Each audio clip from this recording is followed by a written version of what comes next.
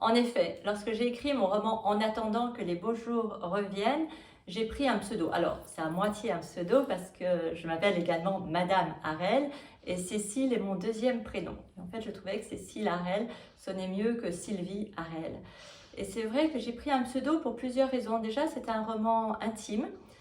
J'ai eu du mal à le faire lire. Et donc, quand Véronique Hardy de la maison d'édition Les Escales a voulu le publier, j'ai pris un petit temps de réflexion avant de dire oui. Et finalement, je dis oui, mais je prends un pseudo. C'était une manière comme ça de prendre un petit chemin pour aller doucement vers la lecture de ce roman. Et ensuite, cette année-là, j'avais été assez prolifique puisque j'avais publié dans la même année 2 autres romans chez Flammarion, des comédies. Sophie à Cannes, qui était sortie en octobre, Sophie au Flore au mois de mai, et En attendant que les beaux jours reviennent, qui sortait pour la rentrée littéraire mi-août. Oui, tout à fait.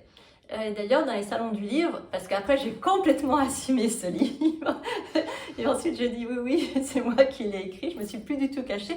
Parfois dans la vie, on a besoin comme ça d'étapes. En tous les cas, moi, j'ai besoin d'étapes pour accepter certaines choses.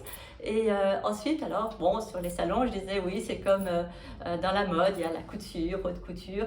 Et c'est vrai qu'en attendant que les beaux jours reviennent, était un roman déjà que j'ai écrit au jeu, au cœur de mon émotion, et qui est vraiment très littéraire, alors que les Sophies sont vraiment des comédies dans lesquelles il n'y a pas de douleur.